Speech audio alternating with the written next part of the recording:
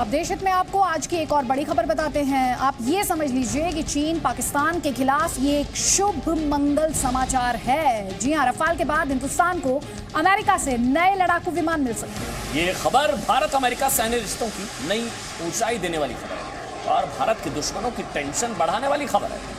आपने जी न्यूज पर लड़ाकू विमान रफाल की ताकत के बारे में बहुत कुछ सुना है, लेकिन क्या आपने कभी अमेरिका के F-22 रैप्टर और F-35 फाइटर जेट के बारे में कुछ सुना है?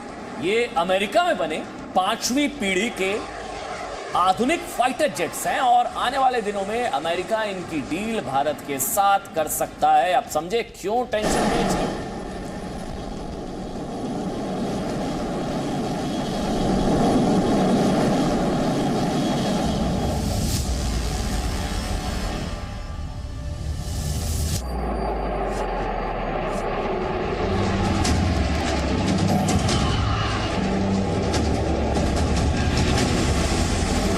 यही है अमेरिका की 5वीं पीढ़ी का एडवांस किलर जेट,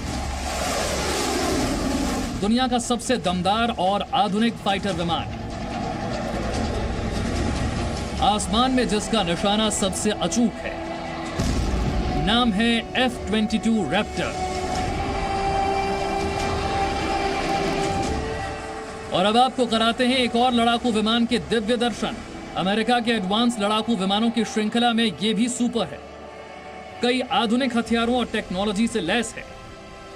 दुनिया का सबसे ताकतवर सिंगल सीटर लड़ाकू विमान है और नाम है F-35। भारत और चीन के बीच चल रहे तनाव में अमेरिका से आई एक बड़ी खबर के बाद यह माना जा रहा है कि अमेरिका अपने ये दोनों फाइटर जेट्स आने वाले दिनों में हिंदुस्तान को दे सकता है। और ऐसा हुआ तो इसमें सवार होकर हमारे वायुवीर दुश्मनों को आसमान में पलक झपकते ही परास्त कर देंगे। दुश्मनों के होश उड़ाने वाली अमेरिका से आई ये मंगल खबर आपको विस्तार से समझाते हैं। असल में अमेरिका में यूएस इंडिया मिलिट्री रिलेशंस को नई ऊंचाई देने के लिए इन दोनों लड़ाकू विमानों को भारत को दिए जाने की बात शुरू हो चुकी है। अमेरिका में सत्तारूढ़ रिपब्लिकन पार्टी और विपक्षी डेमोक्रेट के दो बड़े सेनेटरों मार्क वार्नर और जॉन कॉर्नन ने भारत के साथ सैन्य संबंध मजबूत करने के लिए राष्ट्रीय रक्षा प्राधिकरण अधिनियम यानी NDAA 2021 संशोधन विधेयक को पेश किया है। और अमेरिकी रक्षा मंत्री मार्क एस्पर से भारत के साथ रक्षा और सैन्य विकास को मजबूत करने के लिए इन दो लड़ाकू विमानों को भारत को सौंपे जाने के मामले पर जानकारी देने को कहा है।